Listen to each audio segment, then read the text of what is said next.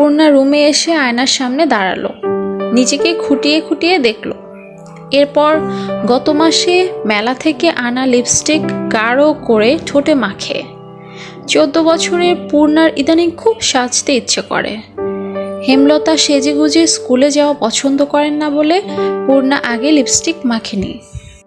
Tin দেয়ালের কাঠের ঘড়ির কাঁটায় সকাল 10টা বাজলো মাত্র, এখনো পদ্মজা উঠল না। হেমলতা মেয়েদের রুমে ঢুকেন।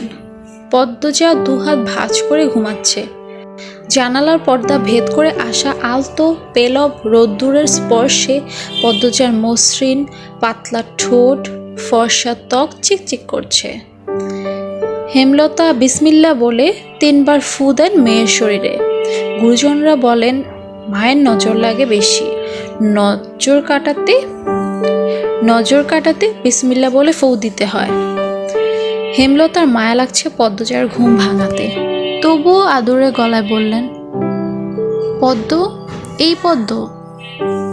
পদ্মজা চোখ খুলে মাকে দেখে দ্রুত উঠে বসে। যেদিন ঘুম থেকে উঠতে দেরি হয় সেদিনই হেমলতা ডেকে তুলেন। পদ্মজা অপরাধী কণ্ঠে প্রশ্ন করল, বেশি দেরি হয়ে গেছে আম্মা? সমস্যা নেই, মুখ ধুয়ে খেতে আয়। পদ্মজা দ্রুত কলপারে গিয়ে ব্রাশ করে, মুখ ধৌত করে। হেমলতা শিক্ষকের মেয়ে, তাই তার মধ্যে নিয়মনীতির প্রভাব বেশি। মেয়েদের শক্তপোক্ত নিয়মে রেখে বড় করছেন। পদ্মজা রান্নাঘরে ঢুকে দেখলো প্লেটে খাবার সাজানো। সে মৃদু হেসে প্লেট নিয়ে টেবিলে গিয়ে বসলো। তখন হেমলতা আসেন। পদ্ম দ্রুত ওড়না দিয়ে মাথা ঢাকে। হেমলতার আরেকটা দেওয়া নিয়ম, খাওয়ার সময় মাথা ঢেকে খেতে হবে। পদ্মজা নিশ্চুপ থেকে শান্ত ভঙ্গিতে খেতে থাকলো। হেমলতা মেয়েকে সহজ কণ্ঠে বললেন, তাড়াহুড়ো করছিস কেন? মুখ ধুতে গিয়ে চুল ভিজিয়ে এসেছিস, খেয়ে রোদে বসে চুলটা শুকিয়ে নিবি। আচ্ছা আম্মা। আম্মা, পূর্ণা প্রেমা আসে নাই? পূর্ণা আসছে, স্কুলে গেছে। প্রেমা দুপুরে আসবে।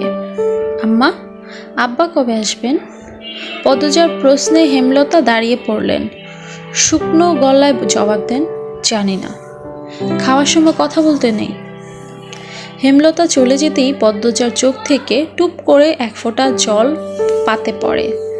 পদ্মজা দ্রুত হাতের উল্টো পিঠ দিয়ে চোখের জল মোছে। পদ্মজার জীবনে জন্মদাতা আছে ঠিকই, কিন্তু জন্মদাতার আদর নেই।